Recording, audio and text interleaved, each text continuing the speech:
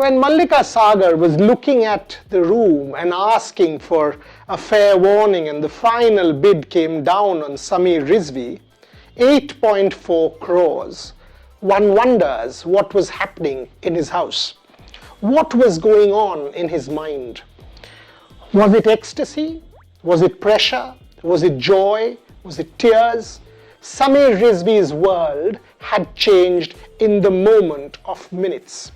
That's what the IPL is all about. And Sameer Rizvi is not alone. A Kumar Kushagra, 19 years old, 7.2 crores is the story of this auction as much as a Mitchell Starc or a Pat Cummins. I can say the same about Shubham Dubey. I can say the same for a number of uncapped Indian players. While you read newspaper reports and now will know the stories of some of these guys who had clearly done extremely well in the Syed Mushtaq Ali Trophy, you will now understand them more and celebrate them more. Kindly pause and think that is it all too rosy or is it a thorn of roses?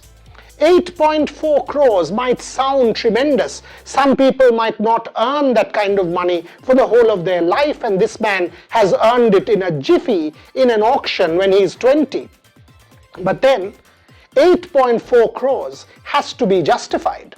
7.2 crores has to be justified. And you're up against a Mitchell Starc or a Pat Cummins or a Jasprit Bumrah. Now imagine this. If a Sameer Rizvi gets a ball from Mitchell Starc that lands on middle and hits off, or if he gets a ball from someone like a Jasprit Bumrah which picks his scalp, does that make him a bad player? Does that sort of start to make him doubt himself? When he stands alone in front of the mirror and says he's got a price tag of 8.4 crores and is he not able to justify that price tag, what does that do to his mental health? Is it easy, ladies and gentlemen, to be Sameer Rizvi? Is it all easy and hunky-dory to be a Kumar Kushagra? Is it all great to be a Shubham Dubey? The money is something else. The money hitting the bank, making them millionaires is just one part of the story. But the real part of the story starts now. The easy part is done. Something that was not in their control. You just control the controllables, we say, and the auction dynamic was not in their control. What is in their control is performance, but then it's sport. It is real and there are no retakes. So if they don't control their performance, what happens?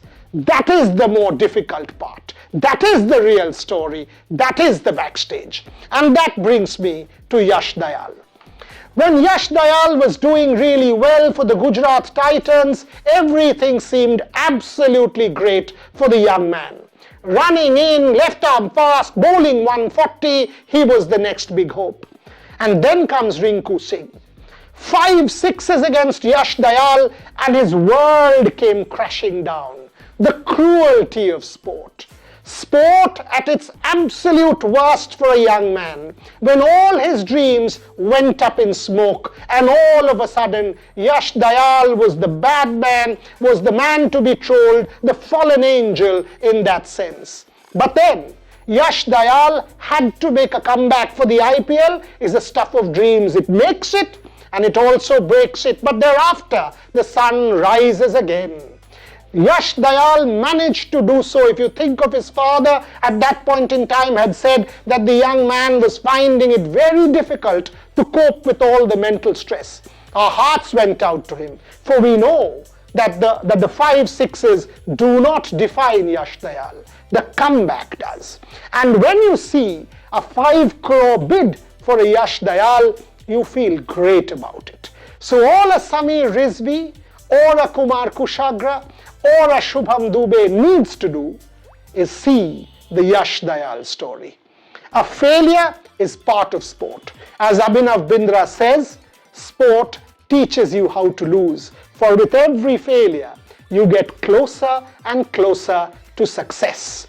The idea is to be imperfect, or rather to be perfect in an imperfect day, to convert that imperfect to the new perfect. Take a look at David Warner. He does that every day. So for these guys, while it's all rosy at the moment, round the bend, the difficulties will come, the hurdles will come, the obstacles will come, the sun will set, but there is another sunrise. When you think of a Sachin Tendulkar, the greatest of them all, scoring 50 hundreds in 200 test matches, it means that for 150 test matches, he did not score 100. So he failed more than he scored runs. That's sport. That is why, that's the beauty of the IPL, the dream that everyone in India now aspires to. And all that these youngsters need to do is keep that in mind. When they walk out, they need to be in a zone, forget that price tag, and still do why they took up the sport, to enjoy it. For the rest, as they say, will take care of itself. Wish them all the very best with a word of cautious optimism. The failure is round the corner, but you know what? The failure won't define you. The comeback will, the success will, the story will. And that's what the IPL is all about. It is about dreams. And as Sachin says, dreams do come true.